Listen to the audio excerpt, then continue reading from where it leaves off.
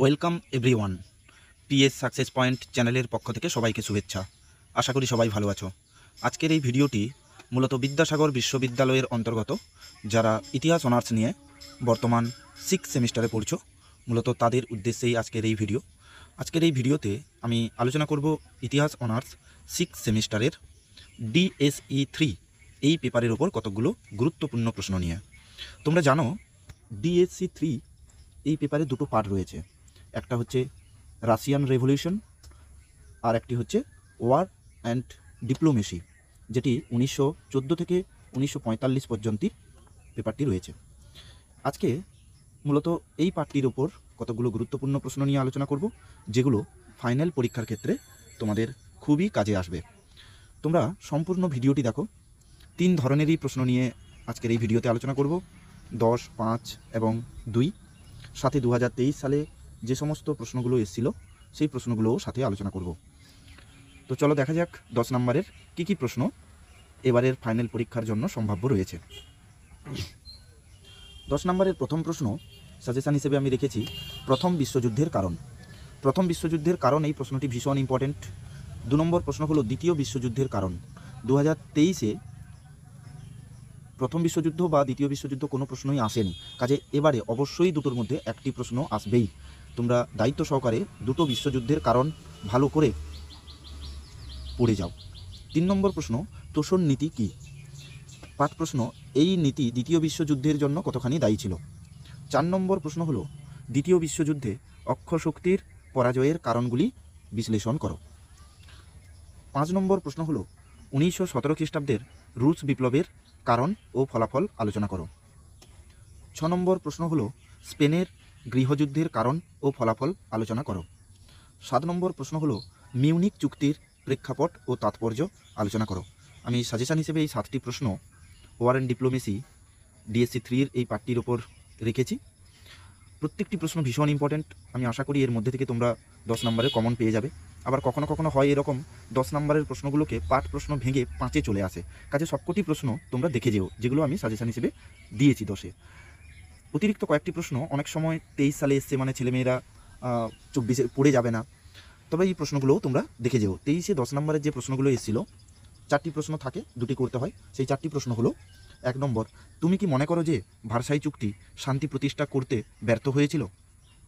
এটি 10 নম্বরের এসেছিল 23-এ।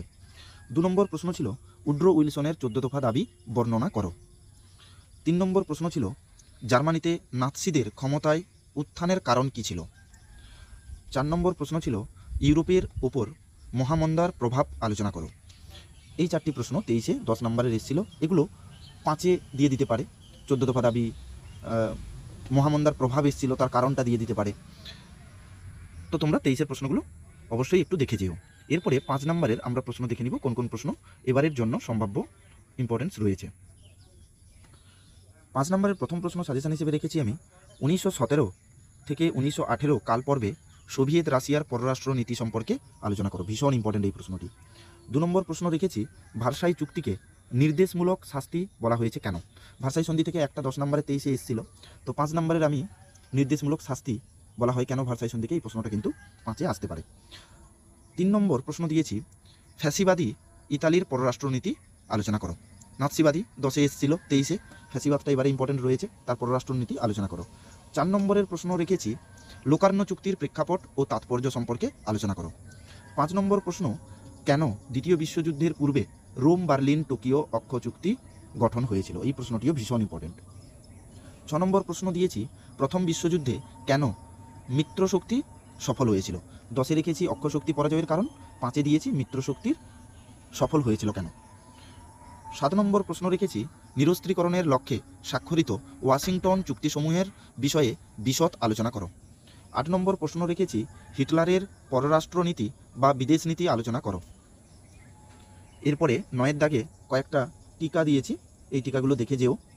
1-এ জাপানের মাঞ্চুরিয়া আক্রমণ, 2-এ ইতালির আবিসিনিয়া আক্রমণ, 3-এ বলশেভিক বিপ্লবের সাফল্য, 4-এ রেখেছি এপ্রিল থিসিস, 5-এ রেখেছি কেল্লাব্রিয়া চুক্তি, 6-এ রেখেছি ইয়ং পরিকল্পনা ও ডয়েস পরিকল্পনা। এই টিকাগুলো তোমরা অবশ্যই দেখে যেও। 10 দাগের প্রশ্নতে রেখেছি বিশ্ব অর্থনৈতিক মহামন্দার কারণগুলি উল্লেখ করো। 23-এ মহামন্দার প্রভাব এসেছিল, তাই আমার মনে হয়েছে কারণটা এবারে ইম্পর্টেন্স, তাই 5-এ রেখেছি। 2023-এ 5 নম্বরে যে সমস্ত প্রশ্নগুলো এসেছিল সেই প্রশ্নগুলোও তোমরা একটু দেখে যেও। যে প্রশ্নগুলো এসেছিল সেগুলো হলো: 1, লিগ অফ নেশনস প্রতিষ্ঠার উদ্দেশ্য কী ছিল? পাঠ প্রশ্ন, কেন লিগ অফ নেশনস ব্যর্থ হয়েছিল? 2 নম্বর প্রশ্ন, ডাওয়েজ পরিকল্পনার তাৎপর্য কী ছিল? গুরুত্ব বা তাৎপর্যটা এসেছিল 23-এ, তবুও আমি ইয়ং পরিকল্পনা ও ডয়েজ পরিকল্পনা টিকা হিসেবে রেখেছি। শুধু ইয়ং পরিকল্পনাও কিন্তু আসতে পারে। 3 নম্বরে প্রশ্ন ছিল লেনিনের নতুন অর্থনৈতিক নীতি বা এনইপি কী ছিল? 4 নম্বরে এসেছিল ইতালিতে ফ্যাসিবাদের উত্থানের কারণ কী ছিল? ফ্যাসিবাদটাও 5-এ এসেছিল।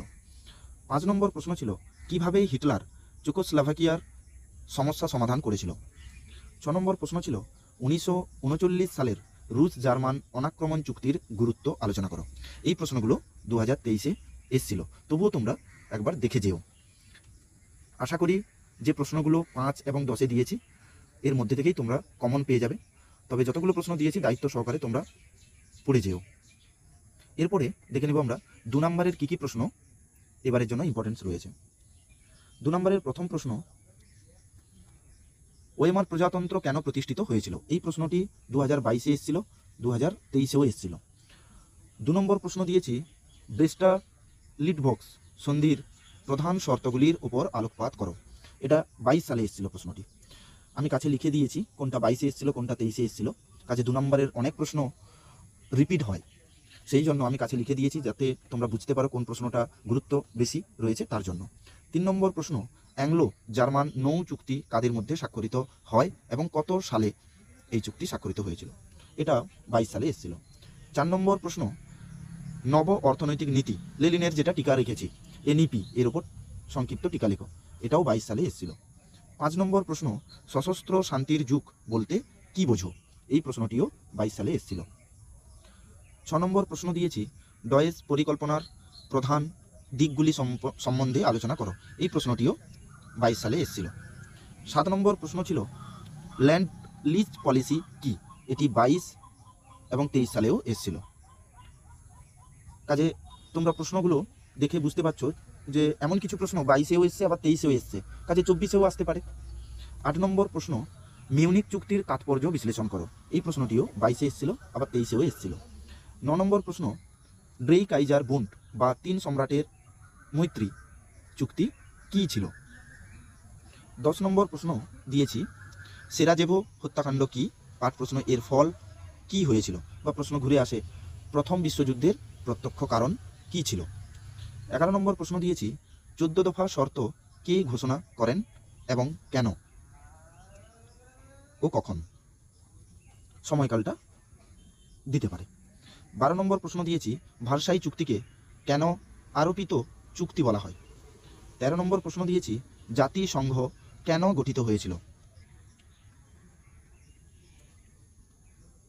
14 নম্বর প্রশ্ন দিয়েছি ডেকাব্রিস্ট বা ডিসেম্ব্রিস্ট বিদ্রোহ কি? 15 নম্বর প্রশ্ন দিয়েছি রক্তাক্ত রবিবার কি? 16 নম্বর প্রশ্ন দিয়েছি স্টোলিফিন প্রতিক্রিয়া কি? 17 নম্বর প্রশ্ন দিয়েছি থার্ড সেকশন কি? 18 নম্বর প্রশ্ন দিয়েছি লেনিনের এপ্রিল থিসিস কি?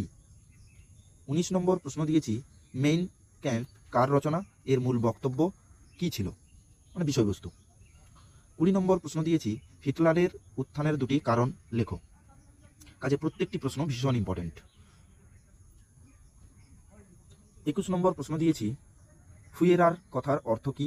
পাঠ প্রশ্ন, হিটলার কবে এবং কিভাবে নিজেকে ফুয়েরার বলে ঘোষণা করেন?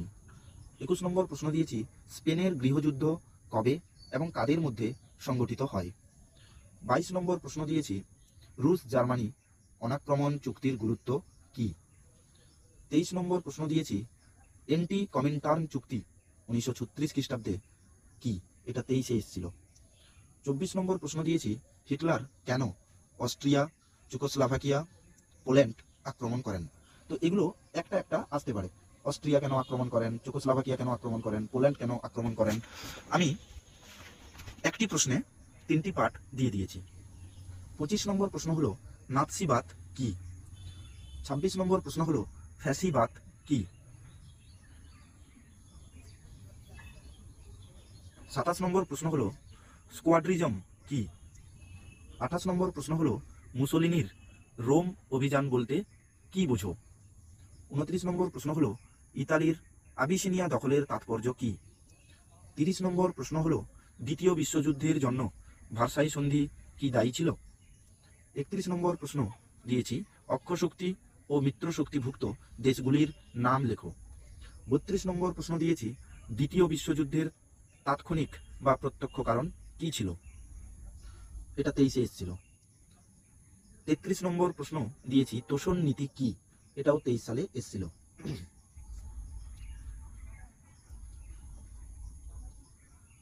34 নম্বর প্রশ্ন দিয়েছি পার্ল হারবার ঘটনা কি, এই প্রশ্নটিও 23-এ এসেছিল। 35 নম্বর প্রশ্ন দিয়েছি আমেরিকা কেন দ্বিতীয় বিশ্বযুদ্ধে যোগ দিল।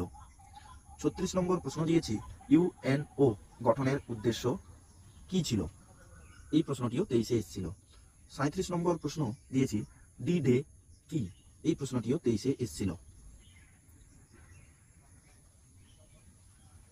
38 নম্বর প্রশ্ন দিয়েছি পূর্বাঞ্চলীয় প্রশ্ন কি ছিল, এটিও 23-এ এসেছিল। এরপরে বাকি যে কটি প্রশ্ন সব প্রশ্নই 23-এ এসেছিল। 39 নম্বর প্রশ্ন দিয়েছি কোন দেশ ইউরোপের রুগ্ন ব্যক্তি নামে পরিচিত ছিল এবং কেন। 40 নম্বর প্রশ্ন দিয়েছি গুস্তাভ স্ট্রেটম্যান কে ছিলেন। 41 নম্বর প্রশ্ন দিয়েছি হেরেনভক তত্ত্ব কি ছিল।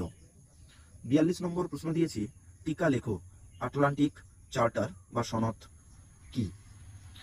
2 নম্বরের সাজেশন হিসেবে আমি এই 42টি প্রশ্ন দিয়েছি। প্রত্যেকটি প্রশ্ন ইম্পর্টেন্স, তোমরা প্রশ্নগুলো দেখেই বুঝতে পারছো। কাজে প্রত্যেকটি প্রশ্ন তোমরা পড়ে যেও। আমি আশা করব 2, 5, 10 যে সমস্ত প্রশ্নগুলো দিয়েছি এর মধ্যে থেকে তোমরা সব প্রশ্নই কমন পেয়ে যাবে। তোমাদের কারোর যদি কোনো সমস্যা থেকে থাকে তোমরা কমেন্টে জানাবে, আমি চেষ্টা করব তোমাদের সমস্যাগুলো সমাধান করে দেওয়ার জন্য। সবাইকে পিএস সাকসেস পয়েন্ট চ্যানেলের পক্ষ থেকে অসংখ্য ধন্যবাদ। সবাই ভালো থেকো।